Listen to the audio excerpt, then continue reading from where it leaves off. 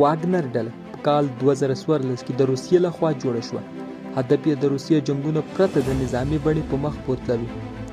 نوموړې ډله په لومړی وار په کال 2014 کې په دونباس کې راښکاره شوه چې 250 جنګیالي ورسره او مشري یې ویګني پریګوژین کوله، کوم چې په تېرو وختونو کې د ولادیمیر پوتین اشپز و. د وخت په تېرېدلو سره دغه ډله خورا قوي شوه او په کال 2015 کې د سوریې په کورنۍ جګړه کې د روسیې په ملاتړ د بشار الاسد د ځواکونو سره څنګ پر څنګ د داعش، القاعده او نورو وسلوالو ډلو په خلاف وجنګېدل او د همدو جګړو وروسته د ډلې شهرت ترلاسه کړ. په 2014 کې تعداد 1000 تنه ته ورسېد او د نورو جنګیالیو د جلبولو په مخه په زندانونو کې بند پاتې بندیانو ته مخه کړه چې په بیلابیلو جرمونو کې د روسیې، کریمیا، بیلاروس او سوریې په زندانونو کې بند. په کال 2018 کې واګنر ډله سویلي سودان ته ورسېد او هلته یې هم په جګړو کې مهم رول ولوبول. د سودان څخه سلګونه جنګیالیو په دې ډله کې برخه واخیسته او د دې ډلې تعداد نور هم پسې زیات شو او تعداد یې 6000 تنه ته ورسېد. واګنر ډلې د خپل جنگي فعالیتونو ګراف نور هم پسې لوړ کړ او په ډیرو هیوادونو کې خپل جنگي فعالیت پیل کړ. د دې جنگي فعالیتونو په دوام په کال 2020 کې د لیبیا په کورنۍ جګړه کې برخه واخیسته. د دې ترڅنګ دوی په 2021 کې د منځنۍ افریقا په هیوادونو کې هم خپل نفوذ پراخ کړ. په 2021 کې تعداد 8000 تنه ته رسېدلی، خو کله چې په کال 2022 کې د فروری په 24مه نیټه روسیې په اوکراین یرغل وکړ، د واګنر ډلې په تعداد کې په ډراماټیک ډول بدلون راغلو او د سرتیرو شمېر 50000 تنه ته ورسېد.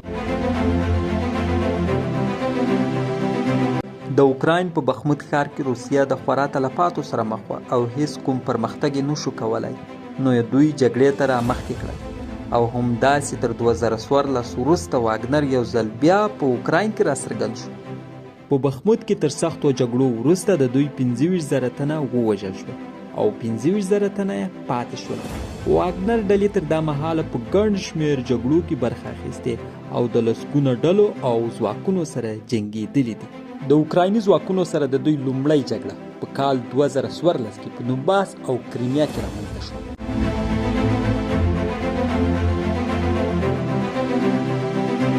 په سوریه کې دوی د 5 ډلو په وړاندې وجنګېدل چې دغه د جملې څخه داعش، القاعده، تحریر الشام، سربیان نیشنل آرمي او همداسې کردي ځواکونه شامل وو.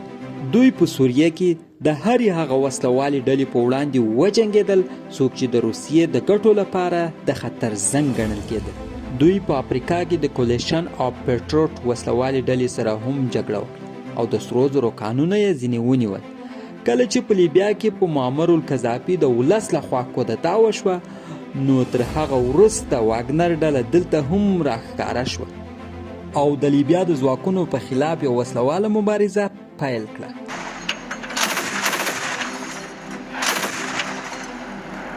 واګنر ډله که څه هم د نړۍ په ډیری هیوادونو کې خپل جنگي فعالیتونه ترسره کوي، خو د دوی لپاره تر ټولو سخت د امتحان ورځ هغه وه کله چې دوی په روسیې برید وکړ او د روسیې څخه 2 ښارونه ولکه کړل. د روسیې سره بغاوت په هر لحاظ د واګنر ډلې لپاره خورا د چیلنجونو سره مل و، ځکه دغه ډلې مالی ملاتړ او د وسلو او مهماتو لګښت د روسیې لخوا ترسره کېده او همدا لامل شو چې د روسیې په وړاندې جګړې یوازې 1 ورځ دوام وکړ او د بیلاروس د ولسمشر لیکاشینکو په منځګړیتوب یې د روسیې سره جوړجاړی وکړ.